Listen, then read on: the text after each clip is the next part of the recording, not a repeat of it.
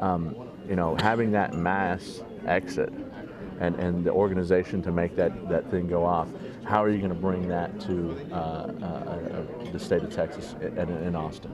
Texans want competence right now. They want somebody with solutions and not just a soundbite. We need a governor who will improve the education system, make the health care more accessible to people, who knows how to manage people for results. We're tired of the people where it's all rhetoric. People who just represent one wing of one party and going around railing about what other people ought to be doing when they don't hold themselves accountable for the results they've obtained. So, I know how to organize people. I know how to manage. I know how to squeeze value out of the taxpayer dollar. And that's what we need in Austin right now. Now, we've been able to, being a member of the Minority Council over in Houston, there was a lot of interface between the city and so many organizations. Yes. And diversity, we know that very soon we're going to be a minority state. Exactly. How are those compliments going to assist you, and what do you need from organizations to know about Bill White? Well, the first thing I'll tell you is we're already a state where the majority of the people, not necessarily the voters yet, but the majority of the people are Hispanic, African American, Asian American, and half the people in our state are females who for the longest time were held back by glass ceilings and stereotypes. So Texans get it in our bones that we need to build for the future. We need to walk into a boardroom or club like we're in right now and look around to the business and professional community and not be able to tell who's the waiters versus the people who are the lawyers based on what people look like. That's the dream.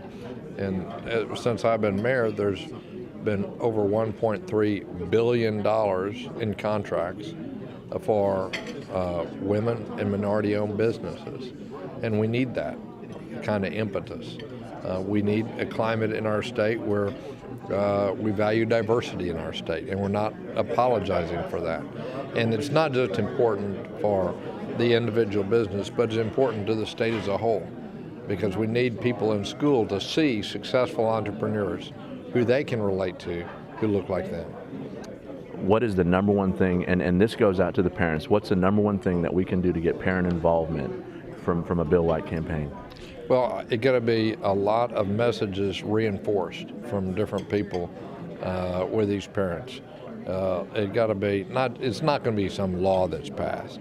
It has to be a governor who people see all the time in their communities with the educators and the parents who are engaged, reaching out to the parents who aren't engaged.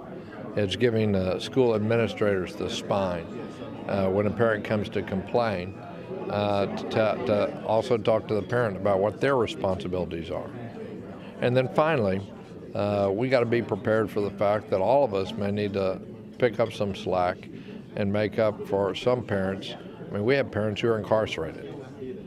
We have parents who are incarcerated, and we have young people who are angry, and that anger vents itself in the school.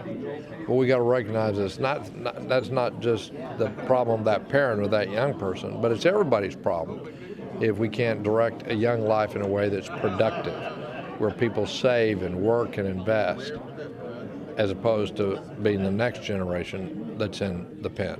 So I gather the slogan, "It takes a village to raise a child," you'd agree with that? Yeah, it's neighbors helping neighbors is the way I like to think about it, in order to improve the neighborhood.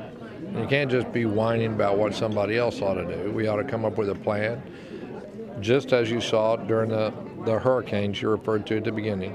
What I did is I came up with a plan, set the priorities, which are housing, jobs, furnishings, electricity, some basic health care.